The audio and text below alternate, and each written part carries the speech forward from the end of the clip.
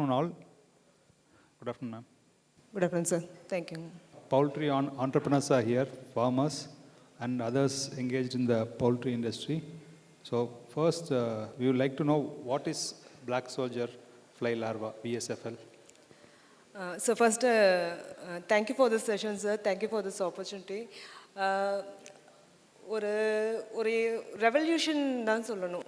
ஒரு இன்செக்ட் மூலமாக ஒரு பல விஷயங்கள் மாறுதுங்கிறதுல திங்ஸ் ஆர் சேஞ்சிங்கிற மாதிரி நம்ம இப்போ மோர் தென் இப்போ பவுல்ட்ரிஸ் இந்த அரேனால் நான் சொல்கிறதுக்கு என்ன ரீசன்னா நம்ம மேக்ரோவில் பார்த்துட்டு now things are moving towards micro அந்த சைடு நிறைய இப்போ சேஞ்சஸ் ஆகுது. And one such aspect is insects. Insects world வந்து ரொம்ப பெருசு. அதில் நம்மளுக்கு தெரியாத விஷயங்கள் நிறையா இருந்தது. அதில் ஒரு விஷயம் வந்து பிஎஸ்எஃப்எல்.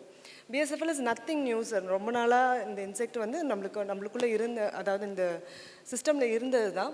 பட் ஹவுஸ் ஃப்ளையிங் மாதிரி, அதோ ஒரு க்ரீன் ஃப்ளை இல்லை ஃப்ரூட் ஃப்ளை மாதிரி நம்மளுக்கு ஒரு நியூசன்ஸ் இன்செக்ட் மூலமாக வர்றதுனால நம்ம இன்செக்ட்ஸ் தெரிஞ்சிருந்தது. பட் இது வந்து ஒரு நாவல் இன்செக்ட் சார். இதனால நம்மளுக்கு எந்த யூசன்ஸுமே இல்லை, நம்ம நேராக பார்த்துறதுக்கான வாய்ப்புகள் இல்லை. லார்வே ஸ்டேஜில் it is much more easy to see in nature than in fly form. So இது வந்து இப்போது I would say the last stage of scavenger னு சொல்லாங்க.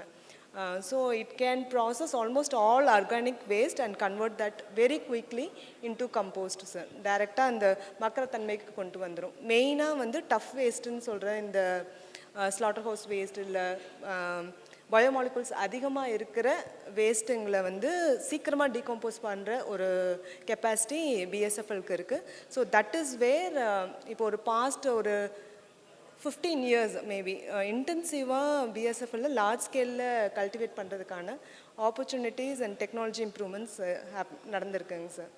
So BSFL is nothing new sir. அதுவும் ஒரு விதமான ஃப்ளை. அதோட லார்வே ஸ்டேஜ் வந்து நம்ம வேஸ்ட் ப்ராசஸிங்க்கு யூஸ் ஆகும். Before getting into BSFL, how did you நீங்கள் எப்படி இந்த பிஎஸ்எஃப்எல் ஃபீல்டுக்குள்ளே வந்தீங்க? Right sir. So it's more of an accident தாங்க. இன்செக்ட்ஸ் பற்றி தெரியாத. I am not an entomologist. I am basically an engineer with MBA. What I tried was ஒரு aquaponic unit மாதிரி பண்ணலாம் ரிசர்ச் ஸ்கேலில் to grow sustainably fish and plants without using much of chemical, more like hydroponic oda other version using fish. So அது பண்ணும்போது we thought ஏதாவது ஒரு life feet கொடுக்கும்போது it is much more இந்த பயோஅவைலபிலிட்டிலாம் அதிகமாக இருக்கிறதுனால ஃபிஷ் க்ரோத் பெட்டராக இருக்குங்கிறனால வி வர் சர்ச்சிங். அப்படி பார்க்கும்போது தான் நம்மளுக்கு பிஎஸ்எஃப்எல் தெரிஞ்சுது சார். சம்ஹோ அந்த அக்வாஃபானிக்ஸ் ரிசர்ச்சவே ஒதுக்கி வச்சுட்டு மெயின் ஸ்ட்ரீம் பிஎஸ்எஃப்எல்லாக வர மாதிரியான ஒரு இது நடந்தது. But every thing happen for good. இந்த இண்டஸ்ட்ரியோட ஸ்கோப் அவ்வளோ இருக்குது சார். ஸோ இப்போ இந்த பிஎஸ்எஃப்எல் லார்வே வந்து பவுல்ட்ரி ஃபார்மர்ஸ்க்கு எப்படி ஹெல்ப் பண்ணுவாங்க? ஸோ மெயினாக வேஸ்ட் மிட்டிகேஷனில் தான் இப்போது பவுல்ட்ரியில் வந்து ஹவுஸ் ஃப்ளை இஷ்யூஸ் வந்து நம்மளுக்கு ஒரு பெரிய ப்ராப்ளமாக இருக்குது. Slaughter house waste, hatchery waste எல்லாமே இப்போ வேஸ்ட் சைடு வந்து நம்ம மாதிரி பரவலாக ஃபார்ம்ஸ் இருந்ததுங்க, ஸ்பேஸ் இருந்தது. Now cities are expanding. So ஒரு இண்டஸ்ட்ரிக்கு வந்து வேஸ்ட் மேனேஜ்மெண்ட்டுங்கிறது வந்து ஒரு பேக்கெண்டில் இருந்தது. இப்போ அந்த ப்ராப்ளம் எப்படி ஆயிடுச்சுன்னா it becomes a mainstream ஒரு ஆப்ரேஷனாக கொண்டு வர சுச்சுவேஷன் ஆகுது இப்போது. Mainly due to the expansion of சிட்டின்னு சொல்லலாங்க அண்ட் அவேர்னஸ் ஆல்சோ. ஸோ அந்த இது பார்க்கும்போது BSFL is a natural way to mitigate all the poultry waste இஷ்யூஸுங்க. நேச்சுரலாகவே பிஎஸ்எஃப்எல்னால கண்ட்ரோல் பண்ண முடியும். இன்னொரு ஆங்கிளில் பார்க்கும்போது BSFL is a very good feed source for poultry animals and pets, aqua எல்லாத்துக்கும், எல்லா இண்டஸ்ட்ரிக்குமே. மோர் தென் ப்ரோட்டீன் சோர்ஸ். ப்ரோட்டீனும் இதில் ரொம்ப நல்லா இருக்குது. But more then protein source இதோட பயோமாலிகுலர் ஆஸ்பெக்ட்ஸ், கயட்டின், ஆன்டிமைக்ரோபியல் பெப்டைட்ஸ், அந்த மாதிரி பயோமாலிகுலர் ஆஸ்பெக்ட்ஸ் ரொம்ப நல்லா இருக்கிறதுனால ஜென்ரல் ஹெல்த் நம்ம ஒரு வேக்சின்ஸோ இல்லை ஒரு ஆன்டிபயோட்டிக்ஸ் கொடுத்து ஒரு விஷயங்களை இம்ப்ரூவ் பண்ணுறதுக்கு நேச்சுரல் சொல்யூஷனாக இது அமையும். பட் அதில் இன்னும் நிறைய ரிசர்ச்சஸ் தேவைப்படுது சார். பயோமாலிகுல்ஸில் நம்ம அதை எக்ஸ்ட்ராக்ட் பண்ணி ஒரு ப்ராடக்டாவோ இல்லை ஈஸியாக அட்மினிஸ்டர் பண்ணுறதுக்கான ரிசர்ச் வந்து இப்போ போயிட்டுருக்கு பிஎஸ்எஃப்எல் இண்டஸ்ட்ரியிலையுமே. As such direct feed, larvae direct feed வந்து பாசிபிளுங்க for birds, aqua and pets also sir. So இப்போது டைரக்ட் ஃபீட் ஆஃப் பவுல்ட்ரி நம்ம பண்ணுறோன்னா அகெயின் மென்யூர் லிட்டர்லேருந்து அதை க்ரோ பண்ணி வர லார்வேனால் மறுபடியும் அந்த பேர்டுக்கு கண்டாமினேஷன் ஸ்ப்ரெட் ஆகாதா? அதுதான் சார். இப்போ நம்ம பவுல்ட்ரி இண்டஸ்ட்ரியில் ப்ராசஸ் பண்ணுறோம் வேஸ்ட்னா அதை வந்து அடுத்த இண்டஸ்ட்ரி கொண்டு போயிடுது. இட்ஸ் மச் சேஃபருங்க to sell it to aqua. So என்ன சொல்ல வரேன்னா, இப்போது அந்த ஃபீல்டுலேருந்து வேஸ்ட்லேருந்து கொண்டு வர biomass it's again not a வேஸ்ட்டுன்னு தான் சொல்ல வரேங்க. இதை வந்து இன்னொரு இண்டஸ்ட்ரிக்கு அக்வாக்கு வந்து it's a very good nutritional source தான், ப்ரோட்டீன் சோர்ஸ் தான். ஸோ இது நம்ம திருப்பியும் பவுல்ட்ரிக்குள்ளேயே போடணுங்கிறத இது தேவைப்படாதுங்க. அதை நம்ம அடுத்த இண்டஸ்ட்ரிக்கு கொண்டு போயிடலாம், அக்வாக்கோ பெட்டுக்கோ. அகெயின் ஸ்டெரிலைஸ்டு ப்ராசஸ்டு அதுக்கு மெத்தடாலஜிஸ்லாம் இருக்குது sir. It need not carry forward the contaminations. எல்லாமே அதை கரெக்ட் பண்ணி கொண்டு போகிற அளவுக்கு நம்மளுக்கு மெத்தடாலஜிஸ் இருக்குங்க. இப்போ பவுல்ட்ரி வேஸ்ட் மேனேஜ்மெண்ட்டுக்கு நிறைய அதர் ஆப்ஷன்ஸ் இருக்குங்க, incineration, decomposing, other methods. So ஏன் வந்து ஒரு பவுல்ட்ரி ஃபார்மர் வந்து பிளாக் சோல்ஜர் ஃப்ளைக்கு போகணும்? Right sir. இப்போது பிளாக் சோல்ஜர் ஃப்ளை மெத்தட் ஏன்னா, இப்போ ஒரு பயோகேஸ் யூனிட் செட் பண்ணணும், இந்த இதை மேன்யூர் ப்ராசஸ் பண்ணுறதுக்கு இதுக்கெல்லாமே ஒரு லெவல் ஆஃப் இன்ஃப்ராஸ்ட்ரக்சர் தேவைப்படுது சார். ஸ்மால் லெவல் ஃபார்மர்ஸ்க்கு அதை இம்ப்ளிமெண்ட் பண்ணுறது கொஞ்சம் சிரமமாக இருக்குது. ஆனால் பிஎஸ்எஃப் வந்து லைவ் லார்வேயில் போடுறது வந்து it can be implemented by small farmers, medium, அதாவது ஸ்கேல் வைஸோ இல்லை எந்த ஒரு ரிஸ்ட்ரிக்ஷனும் இல்லை. இதுக்குன்னு ஒரு தனி இன்ஃப்ராஸ்ட்ரக்சர் போட வேண்டாம், குயிக்காக இம்ப்ளிமெண்ட் பண்ணலாம். நீங்கள் இன்றைக்கி நினச்சிங்கன்னா நாளைக்கு அதை இம்ப்ளிமெண்ட் பண்ணி பார்க்கலாம். ஸோ அது ஒரு பெரிய லெவரேஜாக இருக்குது சார் இன் வேஸ்ட் மேனேஜ்மெண்ட். ஸோ அது வந்து ஸ்மால் ஃபார்மர்ஸ், பெரிய என்டர்பிரைசஸ் எல்லாத்துக்குமே ஈக்குவலாக பிஎஸ்எஃப்எல் யூஸ் ஆகும், அப்ளிகபிள் பண்ண முடியும். ஸோ அதுதான் பெரிய விஷயம் சார். ஸோ இப்போ இந்த பிஎஸ்எஃப்எல் லார்வேலேருந்தும் இன்னொரு ஃப்ளை டெவலப் ஆகும். ஸோ அந்த ஃப்ளை மறுபடியும் நம்ம என்வரான்மெண்டலுக்கு வந்து நியூசன்ஸாக இருக்காதா?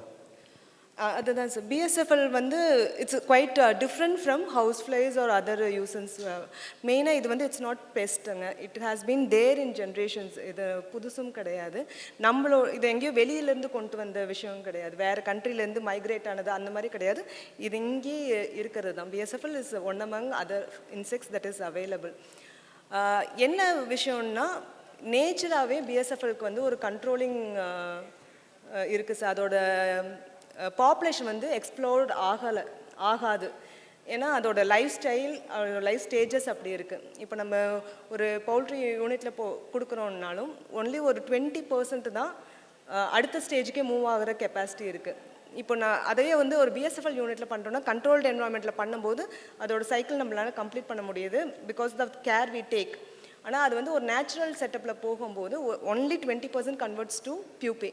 அந்த பியூபேலேருந்து கன்வெர்ட் ஆகி எமர்ஜ் ஆகிறதுமே it takes almost 20 to 30 minutes. அந்த பேபி ஃப்ளை வெளியே வர்றது வந்து ஃப்ளைட் கன்சிஸ்டன்சிக்கு வர்றதுக்கே 30 minutes ஆகும் சார். அதுக்குள்ளேயே ஆண்ட்ஸு அந்த மாதிரி அதுக்கான ப்ரெடேட்டர்ஸ் இருக்குது, ஹைலி நியூட்ரிஷியஸ்ங்கிறதுனால. ஸோ அது எல்லாமே அதில் ஒரு பெரிய பாப்புலேஷன் கண்ட்ரோல் ஆகுது.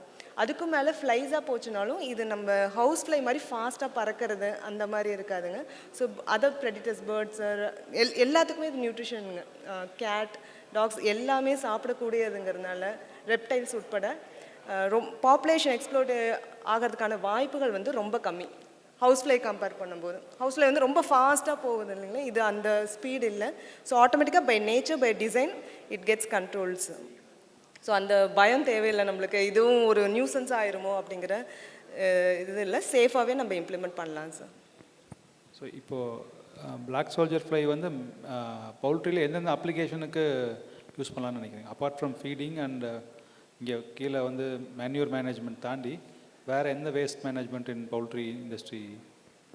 சார் பிளாக் சோல்ஜர் ஃப்ளை வந்து நம்ம ஆல்ரெடி இம்ப்ளிமெண்ட் பண்ணி பார்த்தது வந்து ஹேச்சரி வேஸ்ட் ப்ராசஸ் பண்ணிடலாம் சார், நல்லா குயிக்காகவே பண்ணலாம். ஸ்லாட்டர் ஹவுஸ் வேஸ்ட்டுங்க ப்ராசஸ் பண்ணலாம்.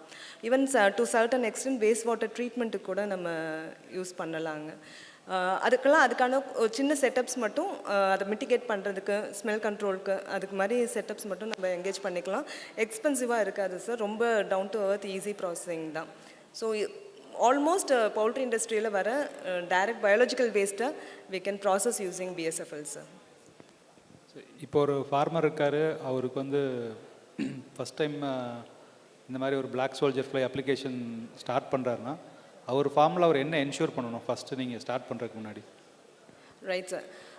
ஃபர்ஸ்ட் வந்து எந்த ஒரு மெயினாக இப்போ மேன்யூர் மிட்டிகேட் பண்ணுறாங்கன்னா அதில் கெமிக்கல்ஸ் இருக்கக்கூடாது சார். அகெயின் இது வந்து ஒரு லிவிங் திங், அதனால் அதில் கெமிக்கல் ஃபீடில் கெமிக்கல், அதாவது ஃப்ளை கண்ட்ரோல் கெமிக்கல்ஸ் யூஸ் பண்ணியிருந்தாலும் இல்லை டைரெக்டாக மேன்யூரில் கெமிக்கல்ஸ் யூஸ் பண்ணியிருந்தாலும் இந்த லார்வேவோட க்ரோத் கண்ட்ரோல் ஆகுது. இந்த லார்வே எப்படி ஹவுஸ் ஃப்ளை கண்ட்ரோல் பண்ணுதுன்னா, by innate nature it secretes some enzymes. அது வந்து ஹவுஸ் ஃப்ளை திருப்பியும் அதில் வேறு எந்த ஃப்ளைஸ் ஃபார் தட் மேட்டர் அதில் நரிஷ் ஆகிறதுக்கோ டெவலப் ஆகிறதுக்கோ விடுறதில்ல. ஒன்ஸ் இந்த லார்வே வந்து அது காலனைஸ் பண்ணிருச்சு மேன்யூரன்னா, அது ஆக்டிவாக இருக்கிற வரைக்கும் வேறு எந்த லார்வேவும் அதுக்குள்ளே வந்து காலனைஸ் பண்ணுறதில்ல. ஸோ தட் இஸ் ஹவு அது ப்ரிவென்ட் பண்ணுது சார். ஸோ அப்போ அந்த மேன்யூர் வந்து கண்டியூசிவாக இருக்கணும், அதில் கெமிக்கல்ஸ் மட்டும் எதுவும் இருக்கக்கூடாது சார். அதுதான் மெயின் ரீசனுங்க. மித்தபடி ஓரளவுக்கு வென்டிலேஷனாக இருக்கணும், அதுவும் ஒரு ரெக்குயர்மெண்ட்டாக இருக்குது. அதுதான் சார் பேசிக்காக அதுதான். இது வந்து ரொம்ப வேர்சடைலுங்க, என்ன மாதிரி நம்ம கண்டிஷன் வச்சுருந்தாலும் ஓரளவுக்கு அது மேனேஜ் பண்ணிக்கிற மாதிரியான ஒரு சிஸ்டம் தான் இருக்குது. இப்போது வேரியஸ் என்வரான்மெண்டல் சீசன்ஸ் இருக்கு இல்லைங்களா, summer, winter, rainy season. So இந்த மாதிரி இதை தான் இம்பேக்ட் பண்ணுமா இந்த மாதிரி பிளாக் சோல்ஜர் ஃப்ளையோட டெவலப்மெண்ட்டை? டெவலப்மெண்ட் சார் எங்களுக்கு நாங்கள் இப்போ கண்ட்ரோல்டில் கொண்டு போகிறதுனால வி ஹேவ் பர்டிகுலர் சைக்கிள்ஸ். இப்போ லார்வே ஸ்டேஜ்னால் ஒரு 15 days அது மாதிரி இருக்குது. அது வந்து எங்களுக்கு வின்டர் டைமில் வந்து ஒரு 18 days-ஆக இன்க்ரீஸ் ஆகும். ஏன்னா அதோட மெட்டபாலிசம் கொஞ்சம் குறைஞ்சிரும், ஃபீட் ப்ராசஸிங் ரேட் வந்து கொஞ்சம் குறையும். பிகாஸ் ஆஃப் ஹீட் கம்மியாக இருக்கிறதுனால வின்டர் சீசனில் ஒரு 3 நாள் 4 நாள் இன்க்ரீஸ் ஆகும் சார். அதுவே சம்மர் சீசனில் ஒரு 2 நாள் குறையும். 15 நாளுங்கிறத 13 நாள்லேயே அதோட அடுத்த ஸ்டேஜுக்கு பியூபே ஸ்டேஜுக்கு கன்வெர்ட் ஆகிறதுக்கான சான்சஸ் இருக்குது. அகெயின் வின்டர் சீசனில் இந்த மாய்ஸ்சர் சப்ஸ்ட்ரேட்டோட மாய்ஸ்சர் கண்டென்ட் அதிகமாக இருக்குங்கிறதுனால ப்ராசஸிங் எங்களோட சீவிங்க்கான அடுத்த ஸ்டேஜ் கொண்டு போகிறதுக்கான டைம் கொஞ்சம் டிலே ஆகும்.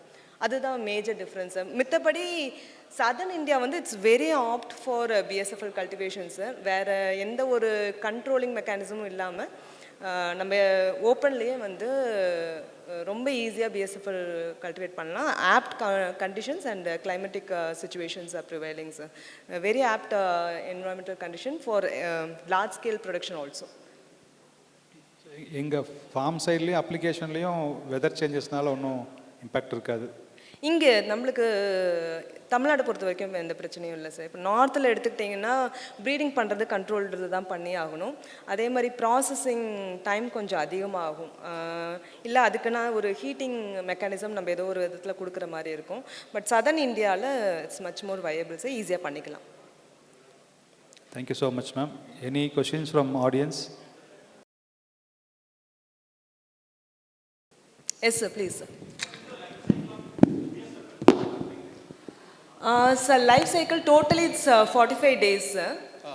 It varies 2 days முன்ன பின்ன இருக்கும் கிளைமேட்டிக் கண்டிஷன் மாதிரி. அதில் மெயினாக நம்ம யூஸ் பண்ணுற ஸ்டேஜ் வந்து லார்வே ஸ்டேஜுங்க. அந்த ஒரு 15 to 18 days அதில் தான் அந்த வேஸ்ட் ப்ராசஸிங் வந்து மெயினாக நடக்கும். மித்தது எல்லாமே இன்னட் ப்ராசஸிங் தான் சார். அதோட சைக்கிள் கண்டினியூ பண்ணுறதுக்காக இருக்கிற ஸ்டேஜஸ் தான். பட் வேஸ்ட் மிட்டிகேஷனுக்காக ஒரு 15 days பீரியட் இருக்குது சார் நம்மளுக்கு லார்வே ஸ்டேஜில். Thank you sir. Thank you ma'am. நீங்கள் பிஎஸ்எஃப்எல் பார்த்தீங்கன்னா ஹேச்சர் லேயர் சொன்னீங்க. Right sir. What about the broiler farms which are on the floors? Right sir.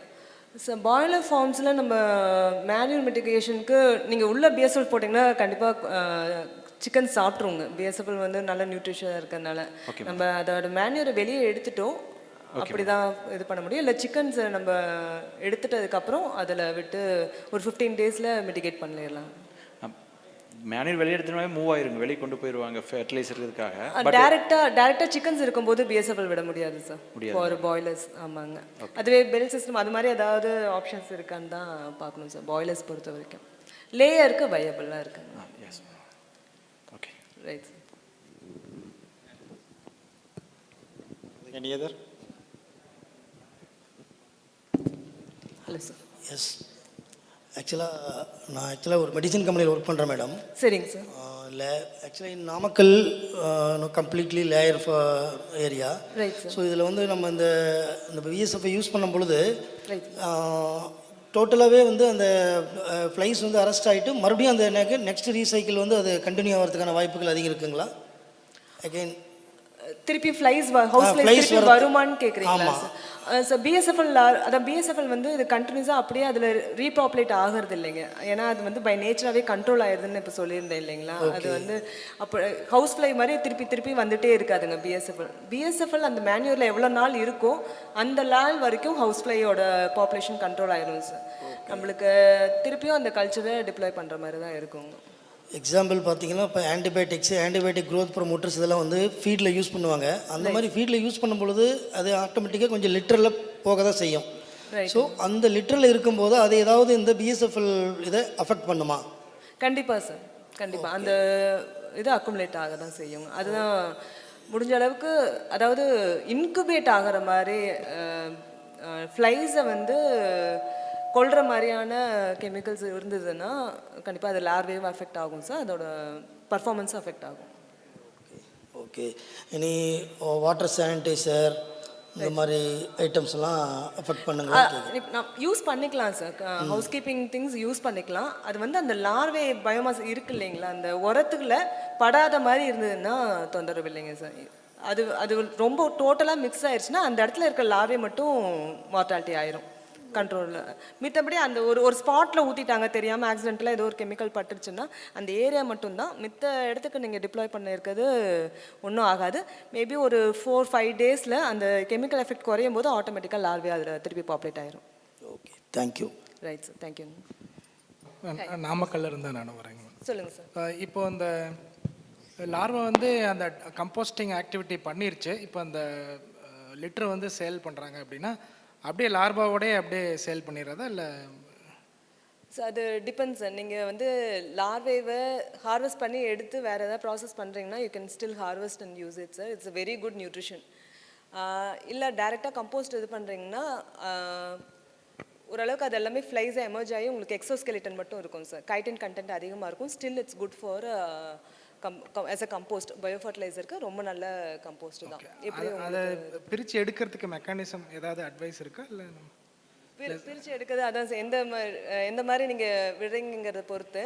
அது வந்து லிக்விட் ஸ்டேஜ்லேயே இருந்தால் பிரித்து எடுக்கிறது கொஞ்சம் கஷ்டம். அதுவே ட்ரை ஸ்டேட்டுக்கு இது பண்ணிடுச்சுன்னா சீவிங், நார்மல் சீவிங் வச்சு நம்ம செப்பரேட் பண்ணிக்கலாம். சரிங்க மேம், இன்னும் ஒரே ஒரு கொஷின். Sure sir. நீங்கள் அந்த லார்வா எல்லாம் பியூப்பா ஸ்டேஜுக்கு போயிட்டு ஒரு கொஞ்சோண்டு பாப்புலேஷன் வந்து ஃப்ளையாக மாற வாய்ப்பு இருக்குது அப்படின்னு சொல்லியிருந்தீங்க. ஆமாம் சார். ஸோ அந்த ஃப்ளையாக மாறி போகிறது வந்து it will be survival of the fittest மாதிரி அதுக்கு அந்த கெப்பாசிட்டி இருக்கனால அது ஃப்ளையாக மாறுது. அந்த பாப்புலேஷன் மறுபடியும் எகைன் அண்ட் எகைன் இல்லை சார், அது கெப்பாசிட்டி இருக்குன்னு சர்வேல் ஆஃப் த ஃபிட்டஸ்ட் இல்லை சார். அங்கே வந்து என்னென்னா அது ப்ரெடிட்டர்லாம் மாட்டாமல் ஒரு எஸ்கேப் ஆன கொஞ்சம் பாப்புலேஷன்ஸாக தான் இருக்கும். அதோட இன்னட் நேச்சரே வந்து ஏன் அது அப்படி சர்வை ஆக முடியல, ரொம்ப எக்ஸ்ப்ளோர்ட் ஆக முடியலன்னா மெயினாக அதோட ஸ்பீடு, வெயிட் அதிகம் சார். மித்த ஃப்ளைஸை விட இது வெயிட் அதிகம், ஸ்பீடு வந்து ரொம்ப கம்மி. நீங்கள் இப்படி பிடிச்சிங்கன்னா கையில் பிடிச்சிடலாம் இந்த ஃப்ளைஸை. நம்ம ஹவுஸ் ஃப்ளைஸ்லாம் பிடிக்க முடியாது, இதை இப்படி நீங்கள் நினச்சிங்கன்னா பிடிச்சிடலாம். ஸோ அந்த அளவுக்கு தான் இருக்கிறதுனால by design itself it can't explored. Survive ஆகிற ஃப்ளைஸ்க்கு அந்த ட்ரைட்ஸ் இருந்து அது மறுபடியும் என்வரான்மெண்ட்டில் அதிகமாக மாற வாய்ப்பு இல்லைங்களா? இல்லை சார், அதுதான் நான் இப்போது அது ஒரு யூசன்ஸாக அடுத்தது வந்துருமோ அப்படிங்கிற இது, அதுதான் நான் திருப்பி சொல்கிறேன் சார். அது வர்றதுக்கான வாய்ப்புகள் என்ன, ஏன்னா இது பை நேச்சராக எப்படி ஹவுஸ் ஃப்ளைஸ் இருக்கும் அதே மாதிரி இந்த ஃப்ளைஸும் ரொம்ப காலமாக இருந்தது தான்.